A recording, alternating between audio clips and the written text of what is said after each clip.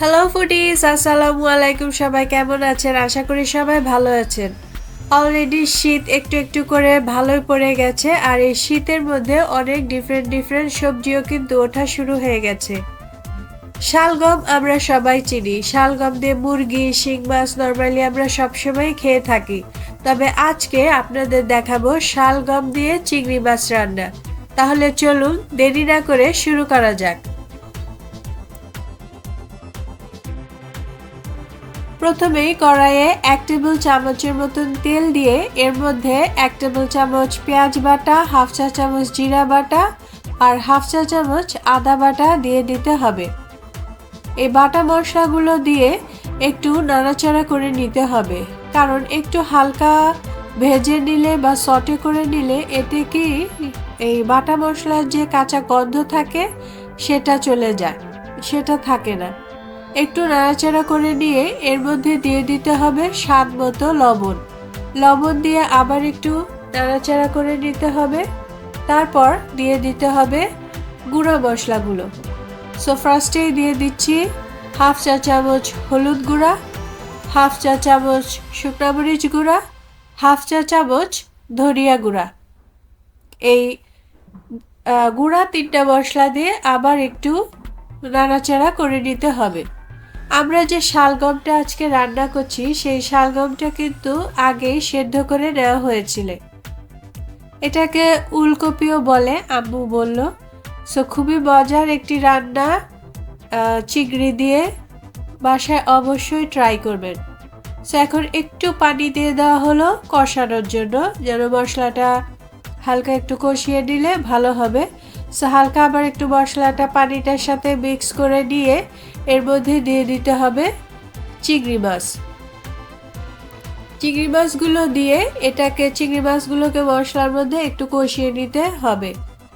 যদিও শালগমটা দেওয়ার পর এটা আরও হবে, চিংড়িটার সাথেই থাকবে, তারপরেও আগে একটু কষিয়ে নিলে মাছের মধ্যে আলাদাভাবে মশলা আর লবণটা ভালো মতন ঢোকে। সো এখন অনেকে ভাবতে পারেন 3টা চিংড়ি কেন? আসলে 3টা চিংড়ি ছিল। সো ভাবলাম ঝটপট করে এই 3টা চিংড়ি দিয়েই শালগম রান্নাটা করে ফেলি এবং আপনাদের সাথেও শেয়ার করে ফেলি, সেজন্যই। যাই হোক, চিংড়িগুলো একটু কষিয়ে নেওয়া হচ্ছে। কষিয়ে নেওয়ার পর এর মধ্যে দিয়ে দিতে হবে শালগম, সেদ্ধ করা যে শালগমটা সেটা দিয়ে দিতে হবে। এখানে 2টা শালগম কেটে নেওয়া হয়েছে। 2টা শালগম দিয়ে সেটাকে সেদ্ধ করে নেওয়া হয়েছে। সো দিয়ে দেওয়া হলো শালগম, আর এটার সাথে যে পানিটা ছিল ওইটা সহই দেওয়া হয়েছে। শালগম হতে কিন্তু অনেক সময় লাগে, সো এর জন্য আগে একটু হালকা সেদ্ধ করে নেওয়া হয়েছে। সো এখন দিয়ে দেওয়া হলো 7-8টা কাঁচামরিচ ফালি। কাঁচামরিচ ফালি দিয়ে একটু মিক্স করে নিয়ে এটাকে এখন ঢেকে দিব, যেন শালগমটা আরও সেদ্ধ হতে হবে, সেই কারণে এখন কষিয়ে নিতে হবে।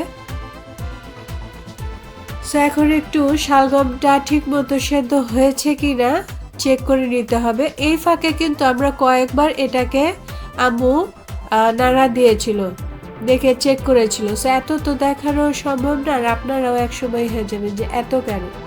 সো মাঝখানে অনেকবার নাড়া হয়েছিল। সো আবার ঢেকে দিয়ে এখন আবার একটু কষিয়ে নিতে হবে।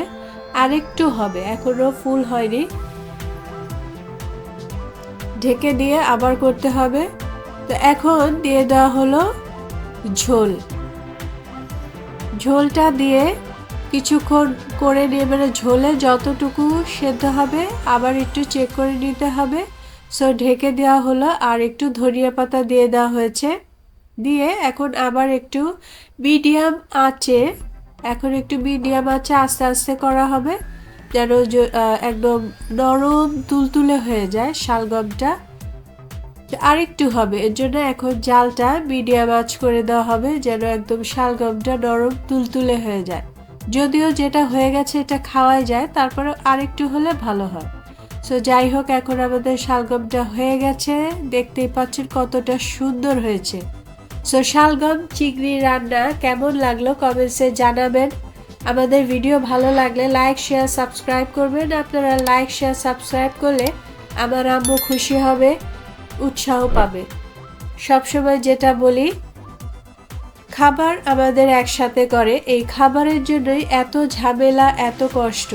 তাই আমরা যেন খাবার নষ্ট না করি।